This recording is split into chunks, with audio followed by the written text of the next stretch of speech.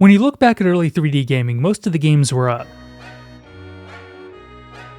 not good. In the beginning, the best 3D games were typically just 2D games with 3D graphics slapped on top of them as a gimmick. And so when Nintendo showed the world how to make 3D fun with Super Mario 64 and The Legend of Zelda Ocarina of Time, it would forever change the landscape of the industry. These games revolutionized how 3D gaming worked as we knew it, and continue to serve as the blueprints off of which many modern masterpieces are still being built to this day. And so people were understandably a bit confused when the lead producer of these two now iconic titles, Shigeru Miyamoto, looked at his newest franchise for the upcoming Gamecube and said, what if we made this one just a bit shit?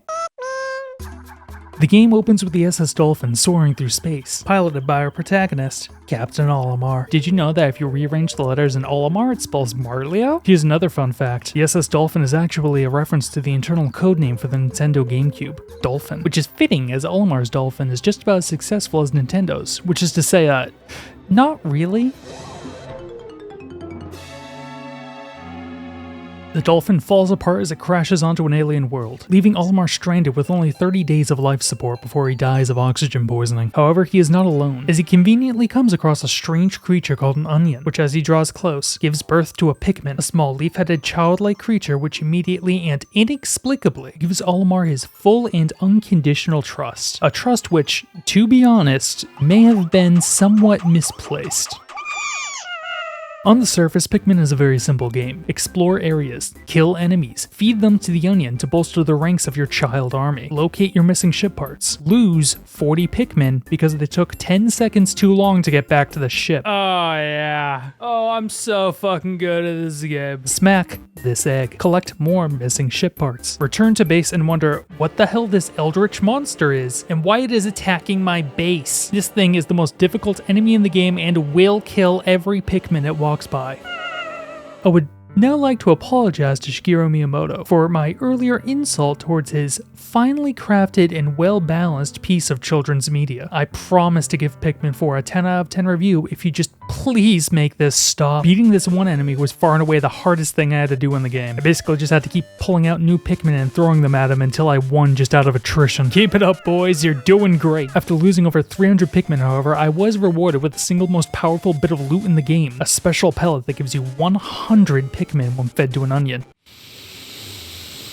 I hate this place so goddamn much. For those of you too young to remember, this kind of real-time strategy gameplay was actually very popular when Pikmin first released, with games such as Red Alert and Age of Empires being big titles around the time. But those traditional RTSs where you focus on commanding a military, micromanaging dozens or even hundreds of units at a time were largely relegated to PC. Attempting to control such a game on console where you don't have access to a mouse or keyboard is what we in the gaming industry call fucking cancer. And so traditional RTSs were always dead on arrival when ported to console, as opposed to modern RTSs which are just dead everywhere now. Pikmin, however, is different. Here, Miyamoto did what Miyamoto does best, and made a game that worked with and not in spite of the console's more limited control options. While you are directing 100 units around, Pikmin will automatically interact with any object of interest, freeing you of the tedious task of directly managing them. You actually only ever play as Captain Olimar, a single character who is in turn commanding the Pikmin for you. He actually has very few control options himself. You can walk, throw Pikmin, disband Pikmin so they stop following you, and call Pikmin to your side to start following you again. He also has his iconic move where he lies down and writhes on the ground. I don't know what this is or why they added it into the game, but if you do it around the Pikmin, they will try to consume Olimar, so be careful. However, it's not just the controls that make Pikmin unique. The overarching game design itself serves as a unique take on the RTS genre. Here, your goal isn't to wipe out an opposing army like it would be in a game like Red Alert. I'm escaping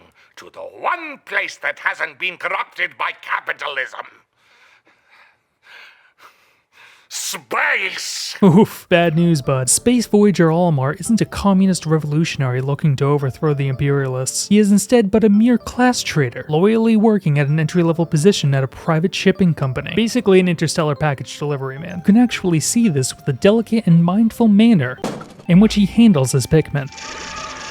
As a civilian, Olimar is not interested in waging war on the hostile creatures of this alien world. They merely serve as an obstacle between Olimar and his true goal, gathering the 30 missing parts of his ship so they can go back to his homeworld before he's fired for taking too long on the delivery. And it's your job as the player to take the resources and information available to you and figure out the fastest possible way to accomplish that before Olimar's life support runs out. Pikmin is not a traditional RTS where your enemy is another army, but a real-time puzzle game where your only enemy is time itself, and also sometimes snakes and mushrooms and bugs and frogs, but that's not really the point. This kind of game is actually right up my alley. I am a slut for puzzle games, an absolute whore for strategy. Oh, you're a strategy game with puzzle elements?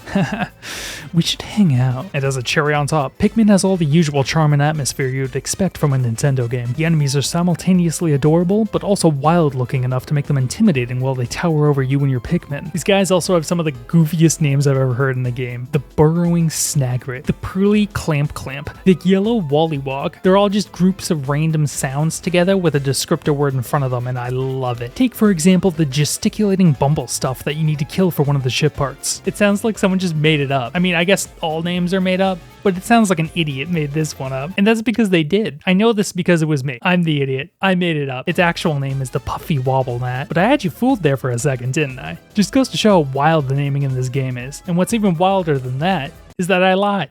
That's not the real name either. This guy is just called Breadbug.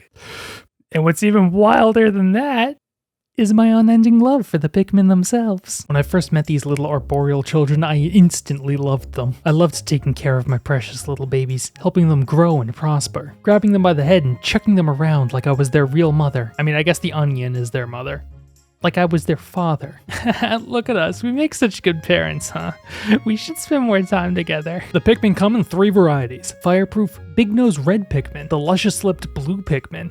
These are the only ones that can touch water. The other ones just immediately drown. What's wrong? You're a plant. You're supposed to love this shit. And then there's the electricity resistant Yellow Pikmin. Except, apparently there's no electricity in this game. I've played Pikmin before, but only Pikmin 3. So this was a surprise to me at first. In Pikmin 1, all the yellows have going for them is that you can throw them higher than the other 2, and despite the fact that all Pikmin have hands and can clearly carry things, only yellow Pikmin will pick up bomb rocks you find on the ground. Maybe their special ability is that they're the only ones stupid enough to touch those things.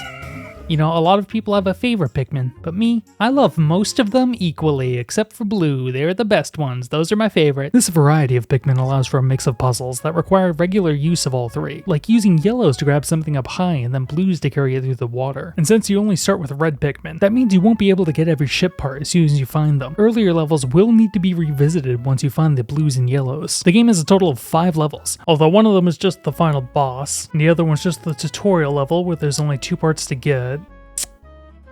The game has 3 levels. Honestly, not a ton of content. On my first playthrough, I managed to beat the game in 20 days, or over just 5 real-time hours. I almost had it in 19 days, but this thing jump-scared me and I used all the bomb rocks I needed to open the gate behind him to kill him. There's a limited number of bomb rocks that spawn every day, so that means I lost a whole day using them all on this guy. And while this game is very short, I don't actually hold that as a negative, as it makes this game extremely replayable. Taking everything I learned in my first playthrough, I was able to beat it a second time in just 3 hours on day 14. And when you're a shut-in like me who just plays video games all day, that's 2 full playthroughs you can do in a single sitting. This game gives you that speedrunner excitement you get from just sitting down and running it over and over again, trying to improve your time. And so when I like the game so much, why did I open the review by calling it a bit shit? So remember when I said that they do things automatically? They're just a little bit they're fucking stupid. They will just run towards Olimar whenever they're in a party. Not to Olimar, mind you, towards Olimar in a straight line, no matter what's in the way. And God, these little idiots love getting stuck on shit. They will get stuck on every corner, every wall, every barrier with no attempt to avoid obstacles or hazards. Oh, there's some water in the way? Well, I sure hope you brought your towels because it's time for a fucking swim. They have absolutely 0 sense of self-preservation. And it's not just an issue with me leading them into danger either. Just look at this shit. They aren't even following me right now. Why do they keep running back into the water? About half of the time savings between my first and second playthroughs was just learning to let the Pikmin kill themselves. You chose to do this. Like, drown. Just drown, bitch. I got 150 more of you. I don't care anymore. And God, they love tripping over themselves. This one isn't even a bug. Pikmin are just constantly tripping and getting separated from the group. And since there's no pathfinding whatsoever, they almost always end up getting separated and then stuck on something. Why would you take the time to add tripping but not pathfinding? Why the hell would you do this to my precious child soldiers, Shiggy? And look at what happened when they added Pikmin into Smash. It's fucking contagious. With some refinement, I don't think this game would have been an industry redefining classic like Mario or Zelda, but the core gameplay concept and design is so amazing it absolutely would have been a gem of a game. A real cult classic. I know this because that's exactly what they did with one of my favorite games of all time, Pikmin 3. And this is a nitpick since most people find them all, but 5 of the ship parts are optional. Only 25 parts are mandatory to actually win the game. But when I say 25 parts are mandatory, I don't mean any 25. I mean a particular set 25 parts. There exists no way of distinguishing required from optional parts when looking at them in the overworld, and yet the game keeps telling you that you don't need them all, as if you should somehow be able to tell the difference. Oh, you got 25 parts in 30 days? Well, sorry, bud. Turns out the ship's defensive laser was actually optional. You were supposed to get that gemstone that Olimar's son bought him for his birthday instead. Your punishment will be death. Something cool though is that this is one of the few Nintendo games where we can permanently game over yourself and just straight up lose. If you fail to get the 25 required ship parts before the 30 days are up, Olimar will just die trying to take off, and the Pikmin will feed your body to the onion, turning Olimar into a Pikmin himself. Although if we're making more Pikmin, are we really being eaten, or is this some kind of reproduction? So what are we? In the end, if you can somehow harden your heart and learn to accept that your child soldiers are just going to kill themselves sometimes, this game is actually pretty good. But can I really do that? Can I really enjoy a game while watching the children I plucked and raised with my own 2 hands perish?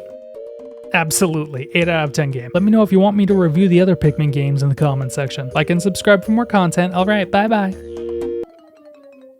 What the hell? I thought what we had was special.